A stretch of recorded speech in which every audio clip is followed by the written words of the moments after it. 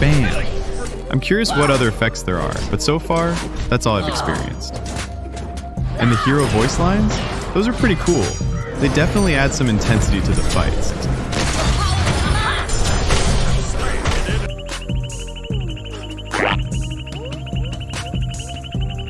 Here we go. Select. Smite 2, first game. I don't know the mechanics, I don't know the builds, but I'm jumping straight in. Judging by the game environment, it's literally a battle of the gods, which is pretty interesting. Some of these gods are new to me, but most of the heroes are locked. And I think you can unlock them with diamonds? Not too sure, but hey, the game's still in beta as you can see. Anyway, I'm picking Nemesis. She looks like a cool assassin type, which is basically not my forte. So yeah, we're kinda trolling here. We're playing this on Steam. It's actually a MOBA, but in third person. It looks promising, so we're giving it a shot, so you don't have to. By the end, you can decide if this is worth playing. Justice looks good in black, doesn't it? By the way, queuing was fast. That's actually a good sign. Means there's solid player traffic. Something worth considering if you're thinking of trying the game. All right, here we go. First equipment prompt. It asks us how we want to build. Burst DPS, attack speed focused, or balanced. And honestly, I'm just closing my eyes and going attack speed. Because let's be real, we like violence. Okay, wow, the map looks huge. The sound design's on point, and the UI isn't bad either. If you're a MOBA player, most of this will feel familiar. This match is 3 versus 3, and yup, there's even a farming area. Enemies closing in. Let's see this in action. Oh, by the way, I'm using a controller, which is kind of cool that the Steam and this game in particular supports controller, which is a good point for me. Although the controls may not be as effective from mouse, just as you can see, it's hard for me to target. I think that's the downside of this.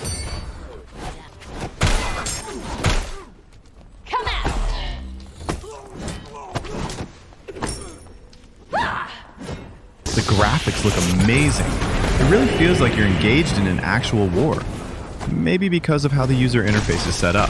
But honestly, for me, it feels a bit crowded.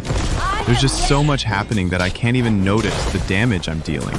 Like, how much does my Xing Xing and Pew Pew actually score against these enemies? Still, this MOBA hits different.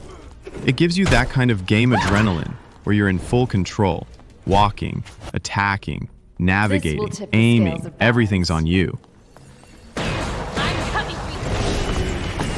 The towers feel kinda squishy. It's so easy to break them down. Or maybe that's just because of the match setup? I'm not sure. Maybe if this was a full 5 versus 5, it'd be different, with stronger defenses and more pressure around objectives. The whole vibe feels like you're in Lord of the Rings or some epic fantasy battle.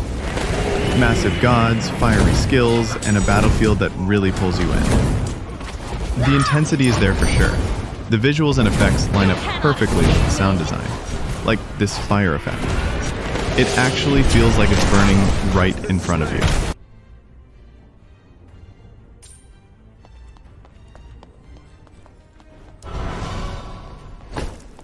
That combination of sight and sound adds a lot of immersion. But yeah, landing hits is tough. A lock-on target system would have made things way smoother, especially for new players. If they add that, I think it could really perfect the gameplay experience.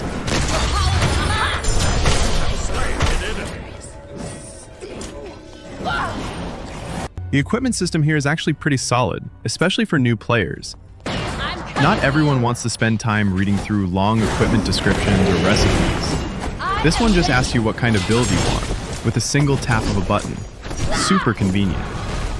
That way, you're building your own character fast without stressing too much over items. Come and get me! You cannot escape me! A guard! Double kill. So the equipment buying system is only available at base. You cannot buy stuff while out of base like in other Your MOBA fate is games. sealed! You have to walk back or teleport. You cannot escape me! It has Come and get me! the can't just instantly power up in the middle of a fight, so timing your recalls and planning your build becomes part of the challenge.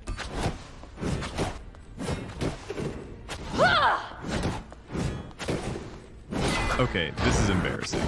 We literally can't even land a hit. I'm coming Let's for just you. reset, get our skill ready again, My and smash own this hubris guy who's nearly spitting fire swallowed at me us. down.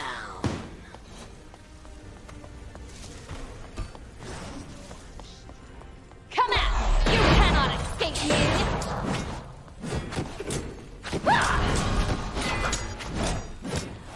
Bam! Okay, attack speed build is kind of fun. It feels great as long as your hits actually connect. As for status effects, I haven't seen a lot so far. I got stunned earlier while farming, so that's definitely a thing. I'm curious what other effects there are, but so far, that's all I've experienced. And the hero voice lines? Those are pretty cool. They definitely add some intensity to the fights. Though, yeah, they can get a little repetitive after a while.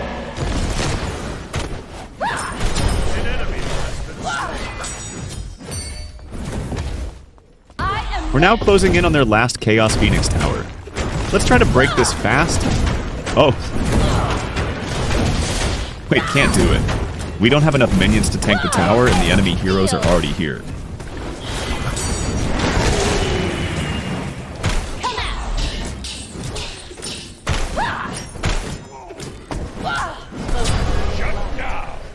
We're almost end game, and the equipment prompts gets better as it scales through your build. You can choose through dealing burst until the end if you want, or choose You more cannot defensive. escape me! Come and get me! Aha! One thing I noticed, melee is kind of hard to position. So many projectiles and effects happening on the battlefield, so you need to strategically know when to go in and out, unless you play with combos with your allies.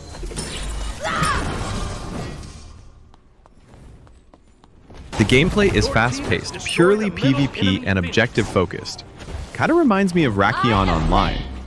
For those who don't know, Rakion was an old-school online arena brawler with short, intense fights that tested pure skill.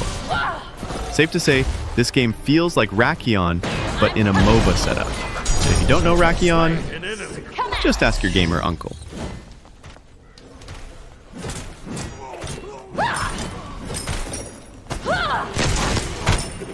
Okay, so this Chaos Titan is their core tower. Like, if we destroy it at this point, our team wins. Typical from MOBA games.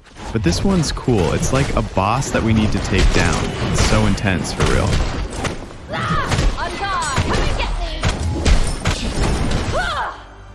Alright, so after my first full game of Smite 2, here's what I think.